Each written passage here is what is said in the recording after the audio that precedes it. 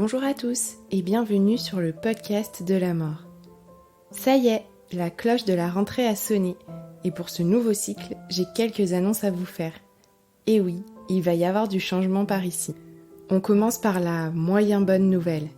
Les épisodes de témoignages au format long, tels que vous les connaissez jusqu'ici, vont continuer. Mais, et oui, il y a forcément un mais, je passerai un peu moins de temps à les monter. Je sais que vous êtes sensible aux petites musiques au bon moment, aux transitions ou à la qualité de l'élocution de mon invité. Et moi aussi. Mais tout ce travail réclame du temps. Beaucoup de temps. Trop de temps. Je vais donc abandonner un peu de mon perfectionnisme en chemin et j'espère que ça ne vous empêchera pas d'apprécier les prochains partages. En revanche, bonne nouvelle, je continue les mini-séries. Nous aurons donc toujours rendez-vous les mercredis. Vous découvrirez, tout au long de l'année, des épisodes courts dédiés à un thème en lien avec la mort et le deuil. Et rien de mieux pour illustrer cette nouveauté que de lancer la première. Alors, c'est parti! Si tu me suis, tu sais que l'année dernière, je me suis formée auprès de professionnels des soins palliatifs et de l'accompagnement du deuil. Au cours de cette formation, plusieurs thèmes m'ont particulièrement marquée. L'un d'entre eux était les deuils non reconnus. Alors ce mois-ci, je vous emmène à la découverte de l'un d'entre eux. Chaque semaine, vous pourrez écouter le récit d'une personne ayant traversé la douloureuse épreuve de l'IVG, l'interruption volontaire de grossesse. Hop hop hop, pas de débat d'opinion par ici. On ouvre simplement son cœur au vécu de chacun où on passe gentiment son chemin. Alors oui, l'IVG a toute sa place sur le podcast. Bon nombre de témoignages, souvent partagés dans l'intimité ou au détour de discrètes confidences, nous invitent à réaliser qu'après une IVG, aussi volontaire soit-elle, il y a bien souvent deuil. Un deuil vécu par la femme, dans son corps certes, mais dans son cœur aussi. Un deuil parfois vécu dans une solitude ultime, et d'autres fois partagé avec un partenaire. Et comme toujours, chaque histoire est singulière. C'est donc à toutes ces histoires, à travers quelques-unes d'entre elles, que nous allons nous ouvrir ce mois-ci. Et avant de commencer, je tiens à dire un immense merci à mes invités pour avoir osé en parler.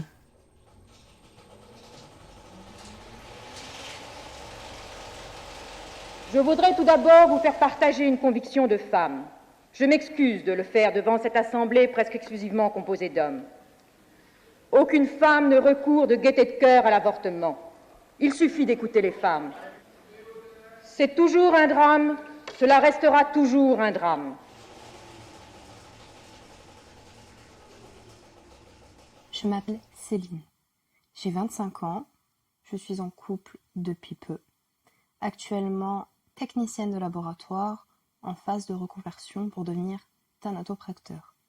J'ai eu recours à une interruption volontaire de grossesse en 2017 et j'avais 19 ans.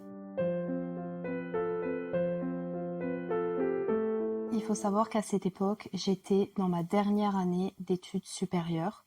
J'allais prochainement passer donc mon BTS analyse biologique et biotechnologique. J'avais un contexte familial qui était un petit peu particulier puisque depuis l'âge de mes 17 ans, je suis en rupture avec mon père. J'ai pris la décision à mes 17 ans de partir de la maison car nous avions énormément de désaccords et nous ne nous entendions tout simplement plus. Depuis de nombreuses années, c'était donc ce dernier qui avait ma garde, donc je n'avais absolument aucun contact du côté de ma maman. Très compliquée cette période puisque j'ai dû subvenir à mes besoins seule. Mon père s'étant engagé à me payer mes études jusqu'à la fin de mon BTS et il ne l'a pas fait. Donc j'ai dû cumuler des petits boulots pour me permettre de continuer et de valider ma formation. À l'époque, j'étais en couple avec un garçon qui vivait en Lozère. J'avais donc pris la décision d'avoir ces petits boulots en Lozère puisque moi, mon école était dans l'Aude. Donc je cumulais à la fois un poste polyvalent dans une enseigne très connue qui est McDonald's. Et lorsque je finissais mon service le soir, en général vers 23h30 minuit, je commençais un boulot de serveuse en boîte de nuit. Lorsque je me suis rendu compte que j'étais enceinte, j'étais déjà séparée de la personne en question. Ça faisait environ 1 année que nous étions ensemble. J'ai préféré mettre un terme à la relation et partir.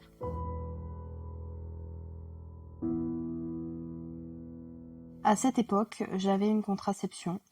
Il faut savoir que ça a été un parcours qui a été très compliqué puisque depuis l'âge de mes 12 ans, j'ai eu énormément de problèmes et il a été très compliqué de pouvoir y mettre un nom dessus.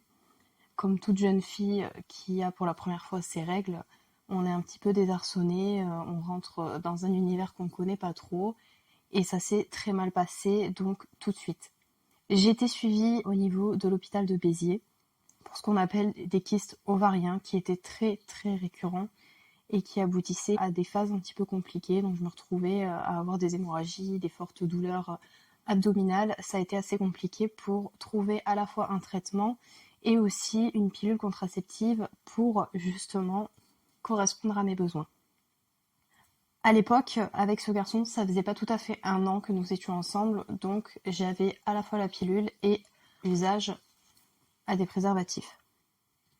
Je me suis rendu compte que j'étais enceinte au bout de 3-4 semaines après donc ma séparation. J'étais extrêmement fatiguée.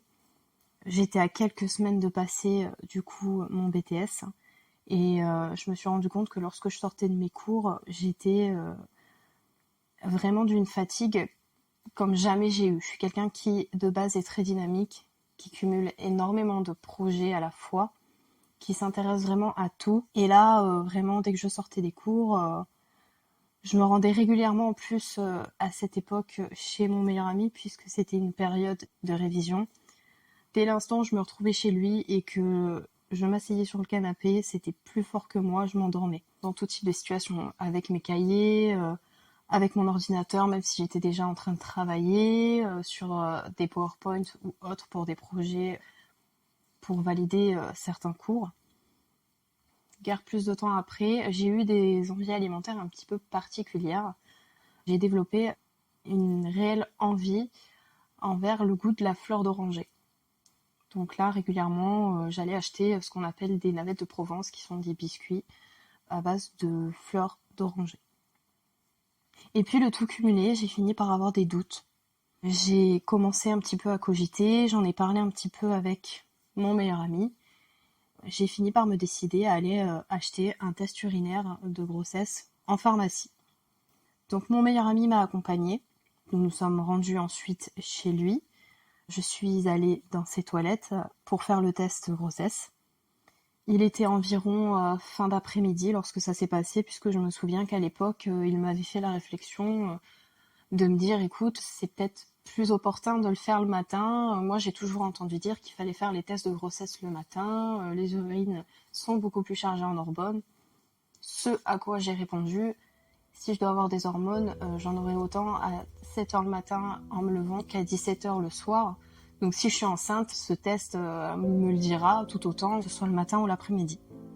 Le test a été assez rapide, j'avais pas pris quelque chose de très sophistiqué et le résultat tombe. Donc effectivement, je me retrouve avec un test positif. Sur le moment, je me suis trouvée un petit peu désarçonnée parce que c'était vraiment pas la période pour moi, j'avais vraiment beaucoup de choses qui s'enchaînaient. Ce diplôme pour moi, c'était vraiment quelque chose qui était très important et j'avais vraiment tout axé là-dessus. Donc il m'a fallu me poser énormément de questions, de savoir qui j'allais contacter, comment j'allais faire, puisque pour moi, il n'était pas question de garder ce fœtus en moi. J'étais vraiment décidée à pratiquer une IVG et de toute urgence, qui plus est, restait 3 semaines, je crois, quelque chose comme ça de tête. J'ai appelé différents hôpitaux qui m'ont expliqué toutes les démarches à suivre. Pour moi, ça me paraissait très très long. Je n'ai pas fait la prise de sang, j'ai voulu impérativement aller au plus vite. Donc je me suis rendue directement dans un hôpital en Lozère pour pratiquer mon IVG.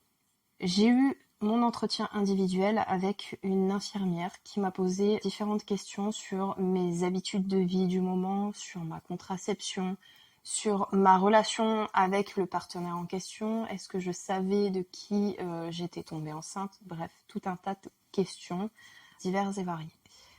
À la suite de cet entretien, je me suis sentie un petit peu seule. Je reproche un petit peu à cette personne-là d'avoir eu limite la sensation de me faire culpabiliser par rapport à ma situation. Étant jeune, j'avais 19 ans, on pratiquait régulièrement des soirées étudiantes où l'alcool forcément n'est pas bu avec modération. Donc je lui en ai parlé puisque la question de l'alcool est abordée, la question des drogues est abordée.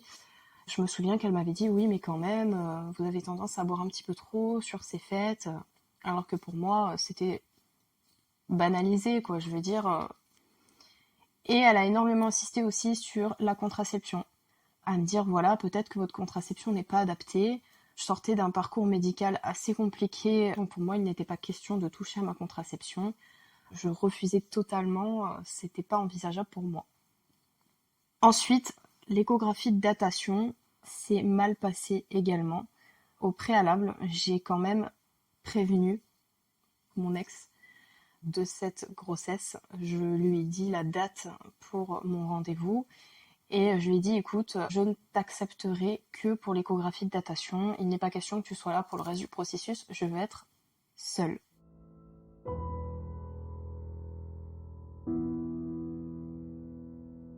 Et donc, durant cette échographie de datation, il est venu. L'ambiance était un petit peu particulière. Pour moi, c'était pas un moment où je me suis sentie à l'aise. Et qui plus est, je me suis retrouvée face à un gynécologue qui m'expliquait absolument tout sur l'écran de contrôle. Alors que pour moi, moins j'en savais et mieux je me portais. Pour moi, il fallait faire la datation et point. Je voulais pas qu'il m'explique, voilà, le fœtus se trouve ici. Donc ça a été vraiment très compliqué pour moi de le gérer.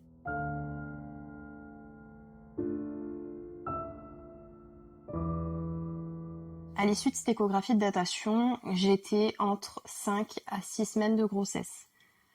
Avec les 2 semaines de délai de réflexion, ça portait à 8 semaines. On commençait à être un petit peu limite pour pouvoir toujours bénéficier d'une IVG par voie médicamenteuse. Donc j'ai un petit peu pressé le pas. Vraiment, j'ai fait part de ma volonté de ne pas vouloir garder cet enfant. J'étais vraiment décidée, malgré le fait que j'avais ce petit ressenti que l'équipe médicale, pour moi, n'était pas vraiment là pour m'écouter, mais plus là pour me convaincre en fait de garder cet enfant. Et j'en avais absolument pas envie, il n'en était pas question. 15 jours après, je suis remontée dans cet hôpital et j'ai été accueillie par une infirmière que je ne remercierai jamais assez, puisque cette femme a été vraiment d'une douceur, d'un dialogue. Elle a été vraiment très claire dans ses explications. Elle m'a vraiment expliqué tout le processus et le déroulement. Donc quand on se présente, on est mis dans une chambre d'hôpital. On vous donne un cachet qui va un petit peu vous tranquilliser. Et puis à cette issue, elle m'a expliqué un petit peu ce qui m'attendait, parce que bien évidemment c'est le flot total et l'inconnu. La peur aussi de savoir ce qui va se passer, si ça va être douloureux, pas douloureux. Et elle m'avait vraiment accompagnée dans le sens où elle m'a dit surtout si vous ressentez quelque douleur que ce soit, vous me prévenez et je vous donne quelque chose pour tranquilliser la douleur. Quand je me suis présentée à mon rendez-vous, le jour J, j'étais extrêmement angoissée. Même si je suis quelqu'un qui ne fait rien paraître, j'avais quand même la boule au ventre et quand je suis arrivée, j'avais déjà mal au ventre. Je n'ai pas jugé bon d'en parler à l'infirmière, mais en réalité, j'aurais dû le faire puisque ce qui s'en est suivi en a découlé.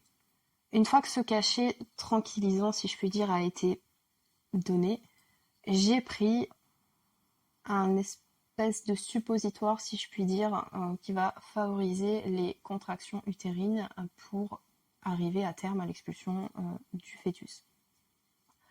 Une fois que j'ai pris ce deuxième cachet, on va dire qu'il s'est passé à peu près 15-20 minutes avant que je ressente réellement les effets. Donc vraiment de fortes douleurs au niveau du bas du ventre, à vraiment être pliée en 4 sur le lit. Et puis soudainement je me suis retrouvée avec cette envie d'aller aux toilettes. Je saurais pas trop expliquer, c'était assez particulier. J'ai vraiment senti qu'il y avait des pertes. Et donc je me suis rendue aux toilettes et là je me suis vraiment littéralement vidée. C'est-à-dire que non-stop, j'avais du sang qui coulait, qui coulait, qui coulait, qui coulait. Je n'avais pas la possibilité de pouvoir me lever et me remettre dans ce lit. Donc je suis restée bien, je dirais, 15-20 minutes à attendre, à me poser énormément de questions, de savoir si c'était normal ou pas, et puis tout d'un coup, plus rien. Je suis parvenue à revenir sur ce lit d'hôpital où je me suis mis littéralement en position fétale, pliée de douleur. L'infirmière est revenue me demandant si ça allait, et là, clairement, je pense qu'elle a vu à ma tête que ça n'allait pas du tout. Je lui ai expliqué un petit peu tout ce qui se passait, elle m'a dit que c'était tout à fait normal, que compte tenu du fait que j'avais déjà mal au ventre avant d'arriver, forcément je n'allais pas avoir une IVG des plus tranquilles, ce qui n'a pas du tout été le cas. Et puis je suis restée en surveillance, je dirais, entre 30 à 40 minutes après, et on m'a laissé sortir.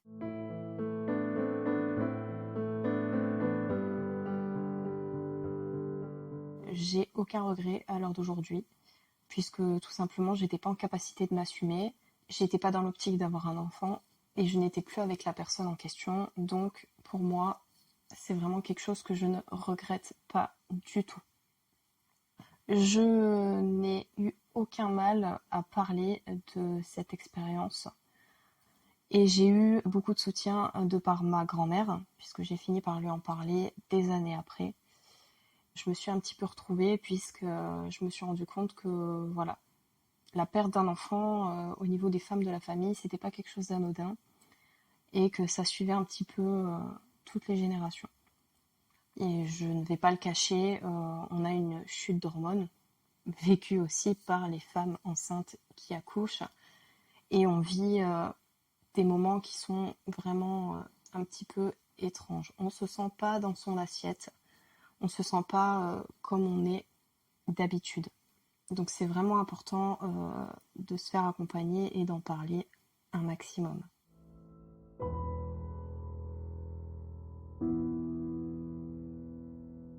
Aujourd'hui, par rapport à ce sujet, je suis vraiment totalement libérée. J'ai absolument aucun tabou. C'est une décision qui nous appartient à nous et à nous-mêmes, puisque c'est quand même notre corps. Ça engage quand même voilà, beaucoup de choses autour. Et si j'avais quelque chose à dire pour les femmes à l'heure actuelle, pratiquer une IVG est à mon sens un droit. On peut avoir une mauvaise situation, que ce soit pas le bon moment ou pour nous pas la bonne personne. Et puis on peut avoir ce que j'ai eu, c'est-à-dire un accident de parcours, puisque là j'étais vraiment dans ce cas-là avec une contraception où le 1% est passé et n'aurait pas dû passer. Je pense qu'il faut vraiment assumer ce choix, respecter ce choix et être vraiment bien entouré. Ne pas hésiter à en parler, que ce soit à nos familles, à nos proches ou à des professionnels si on ne se sent pas d'en parler tout simplement aux personnes qui nous entourent, afin de pouvoir traverser cette épreuve le mieux possible. Il est très important de se faire accompagner puisqu'il y a un fort impact psychologique quand même qui arrive derrière. Donc surtout, pour avoir un petit mot de la fin, pour moi c'est une chose qui doit rester propre à chacun, qui ne doit pas être jugé. Et vraiment, il est très très essentiel de se faire accompagner et de ne pas vivre cette épreuve seul.